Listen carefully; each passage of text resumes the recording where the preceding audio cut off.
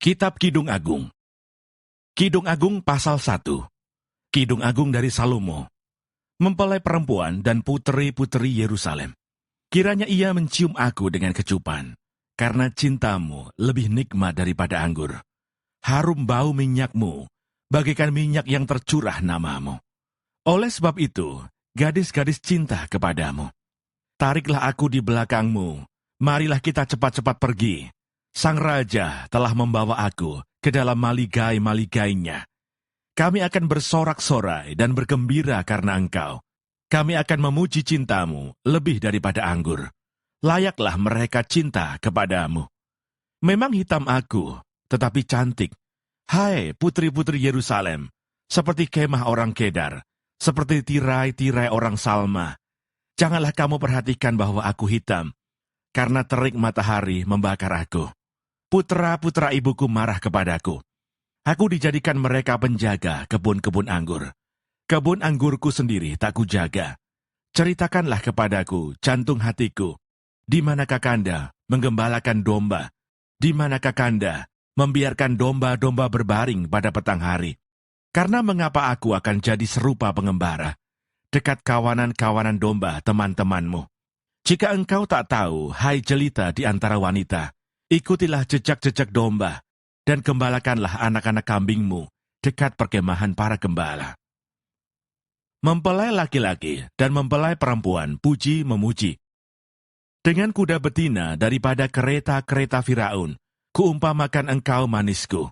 Moleklah pipimu di tengah perhiasan-perhiasan, dan lehermu di tengah kalung-kalung. Kami akan membuat bagimu perhiasan-perhiasan emas dengan manik-manik perak. Sementara sang raja duduk pada mejanya, semerbak bau narwastuku. Bagiku kekasihku bagaikan sebungkus mur, tersisip di antara buah dadaku. Bagiku kekasihku setangkai bunga pacar di kebun-kebun anggur En-Gedi. Lihatlah, cantik engkau, manisku. Sungguh cantik engkau, bagaikan merpati matamu. Lihatlah, tampan engkau, kekasihku. Sungguh menarik, sungguh sejuk petiduran kita. Dari kayu aras balok-balok rumah kita. Dari kayu eru papan dinding-dinding kita. Kidung Agung pasal 2. Bunga mawar dari Saron aku, bunga bakung di lembah-lembah. Seperti bunga bakung di antara duri-duri, demikianlah manisku di antara gadis-gadis. Seperti pohon apel di antara pohon-pohon di hutan, demikianlah kekasihku di antara teruna-teruna. Di bawah naungannya, aku ingin duduk. Buahnya manis bagi langit-langitku. Telah dibawanya aku ke rumah pesta, dan panjinya di atasku adalah cinta.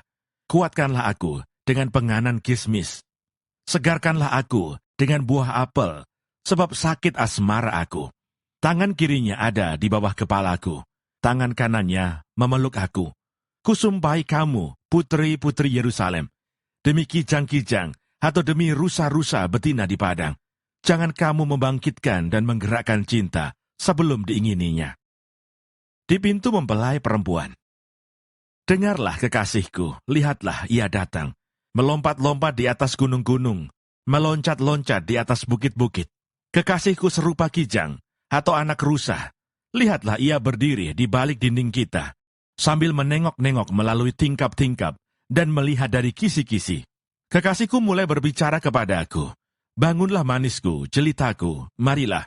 Karena lihatlah, musim dingin telah lewat, hujan telah berhenti dan sudah lalu. Di ladang telah nampak bunga-bunga, tibalah musim memangkas. Bunyi tekukur terdengar di tanah kita. Pohon ara mulai berbuah, dan bunga pohon anggur semerbak baunya. Bangunlah manisku, jelitaku, marilah. Merpatiku di celah-celah batu, di persembunyian lereng-lereng gunung. Perlihatkanlah wajahmu, perdengarkanlah suaramu. Sebab merdu suaramu dan elok wajahmu. Tangkaplah bagi kami rubah-rubah itu, rubah-rubah yang kecil, yang merusak kebun-kebun anggur kami yang sedang berbunga. Kekasihku kepunyaanku, dan aku kepunyaan dia, yang menggembalakan domba di tengah-tengah bunga bakung. Sebelum angin senja berembus dan bayang-bayang menghilang, kembalilah kekasihku, berlakulah seperti kijang, atau seperti anak rusa, di atas gunung-gunung tanaman, rempah-rempah. Kidung Agung pasal 3. Impian mempelai perempuan. Di atas ranjangku pada malam hari, kucari jantung hatiku. Kucari, tetapi tak kutemui dia. Aku hendak bangun dan berkeliling di kota, di jalan-jalan, dan di lapangan-lapangan. Kucari dia, jantung hatiku. Kucari, tetapi tak kutemui dia. Aku ditemui peronda-peronda kota. Apakah kamu melihat jantung hatiku? Baru saja aku meninggalkan mereka. Kutemui jantung hatiku. Kupegang dan tak kulepaskan dia. Sampai kubawa dia ke rumah ibuku, ke kamar orang yang melahirkan aku. Kusumpahi kamu putri-putri Yerusalem, demi kijang-kijang atau demi rusa-rusa betina di padang. Jangan kamu membangkitkan dan menggerakkan cinta sebelum diingininya. Iring-iringan mempelai. Apakah itu yang membubung dari padang gurun, seperti gumpalan-gumpalan asap, tersaput dengan harum mur dan kemenyan, dan bau segala macam serbuk wangi dari pedagang. Lihat, itulah Joli Salomo, dikelilingi oleh 60 pahlawan, dari antara pahlawan-pahlawan Israel. Semua membawa pedang, terlatih dalam perang. Masing-masing dengan pedang pada pinggang, karena kedahsyatan malam. Raja Salomo membuat bagi dirinya suatu tandu dari kayu Libanon. Tiang-tiangnya dibuatnya dari perak, sandarannya dari emas, tempat duduknya berwarna ungu. Bagian dalamnya dihiasi dengan kayu arang. Hai putri-putri Yerusalem, putri-putri Sion, keluarlah dan tengoklah Raja Salomo, dengan mahkota yang dikenakan kepadanya oleh ibunya, pada hari pernikahannya, pada hari kesukaan hatinya. Kidung Agung pasal 4. Mempelai laki-laki memuji mempelai perempuan. Lihatlah, cantik engkau manisku, sungguh cantik engkau. Bagikan merpati matamu di balik telekungmu, rambutmu bagikan kawanan kambing yang bergelombang turun dari pegunungan Gilead. Gigimu bagikan kawanan domba yang baru saja dicukur, yang keluar dari tempat pembasuhan, yang beranak kembar semuanya, yang tak beranak tak ada. Bagikan seutas pita kirmisi bibirmu dan elok mulutmu. Bagikan belahan buah delima pelipismu di balik telukungmu. Lehermu seperti menara Daud, dibangun untuk menyimpan senjata. 1000 perisai tergantung padanya, dan gada para pahlawan semuanya. Seperti 2 anak rusa buah dadamu, seperti anak kembar kijang, yang tengah makan rumput di tengah-tengah bunga bakung. Sebelum angin senja berembus dan bayang-bayang menghilang, aku ingin pergi ke Gunung Mur dan ke Bukit Kemenyan. Engkau cantik sekali manisku, tak ada cacat celah padamu. Turunlah kepadaku dari gunung Libanon pengantinku. Datanglah kepadaku dari gunung Libanon. Turunlah dari puncak Amana, dari puncak Senir dan Hermon, dari liang-liang singa, dari pegunungan tempat macan tutul. Engkau mendebarkan hatiku, Dinda pengantinku. Engkau mendebarkan hati dengan satu kejapan mata, dengan seuntai kalung dari perhiasan lehermu. Betapa nikmat kasihmu, Dinda pengantinku. Jauh lebih nikmat cintamu daripada anggur, dan lebih harum bau minyakmu daripada segala macam rempah. Bibirmu meneteskan madu murni pengantinku. Madu dan susu ada di bawah lidahmu, dan bau pakaianmu seperti bau gunung Libanon. Dinda pengantinku, kebun tertutup engkau, kebun tertutup dan mata air termeterai. Tunas-tunasmu merupakan kebun pohon-pohon delima, dengan buah-buahnya yang lezat, bunga pacar dan narwastu dan kunyit, tebu dan kayu manis, dengan segala macam pohon kemenyan, mur dan gaharu, beserta pelbagai rempah yang terpilih. Mata air di kebun, sumber air hidup, yang mengalir dari gunung Libanon. Kedua mempelai saling menyapa. Bangunlah, hai angin utara, dan marilah, hai angin selatan, bertiuplah dalam kebunku, supaya semerbaklah bau rempah-rempahnya. Semoga kekasihku datang ke kebunnya dan makan buah-buahnya yang lezat. Kidung Agung pasal 5. Aku datang ke kebunku, Dinda pengantinku. Kukumpulkan mur dan rempah-rempahku. Kumakan sambangku dan maduku. Kuminum anggurku dan susuku. Makanlah teman-teman, minumlah sampai mabuk cinta. Kerinduan mempelai perempuan. Aku tidur, tetapi hatiku bangun. Dengarkanlah kekasihku mengetuk. Bukalah pintu, Dinda manisku, merpatiku, idam-idamanku. Karena kepalaku penuh embun, dan rambutku penuh tetesan embun malam. Bajuku telah kutanggalkan. Apakah aku akan mengenakannya lagi? Kakiku telah kubasuh. Apakah aku akan mengotorkannya pula? Kekasihku memasukkan tangannya melalui lubang pintu. Berdebar-debarlah hatiku. Aku bangun untuk membuka pintu bagi kekasihku. Tanganku bertetesan mur, bertetesan cairan mur jari-jariku. Pada pegangan kancing pintu, kekasihku, kubukakan pintu. Tetapi kekasihku sudah pergi lenyap. Seperti pingsan aku ketika ia menghilang. Ku cari dia, tetapi tak kutemui. Ku panggil, tetapi tak disahutnya. Aku ditemui peronda-peronda kota. Dipukulinya aku, dilukainya. Selendangku dirampas oleh penjaga-penjaga tembok. Kusumpahi kamu, putri-putri Yerusalem, bila kamu menemukan kekasihku, apakah yang akan kamu katakan kepadanya? Katakanlah bahwa sakit asmara aku. Mempelai perempuan memuji mempelai laki-laki di hadapan putri-putri Yerusalem. Apakah kelebihan kekasihmu daripada kekasih yang lain? Hai jelita di antara wanita. Apakah kelebihan kekasihmu daripada kekasih yang lain, sehingga kau sumpahi kami begini? Putih bersih dan merah cerah kekasihku, menyolok mata di antara selaksa orang. Bagaikan emas, emas murni kepalanya. Rambutnya mengombak, hitam seperti gagak. Matanya bagaikan merpati pada batang air, bermandi dalam susu, duduk pada kolam yang penuh. Pipinya bagaikan bedeng rempah-rempah, petak-petak rempah-rempah akar. Bunga-bunga bakung bibirnya, bertetesan cairan mur. Tangannya bundaran emas, berhiaskan permata Tarsis. Tubuhnya ukiran dari gading, bertabur batu nilam. Kakinya adalah tiang-tiang marmar putih, bertumpu pada alas emas murni. Perawakannya seperti gunung Libanon, terpilih seperti pohon-pohon aras. Kata-katanya manis semata-mata, segala sesuatu padanya menarik.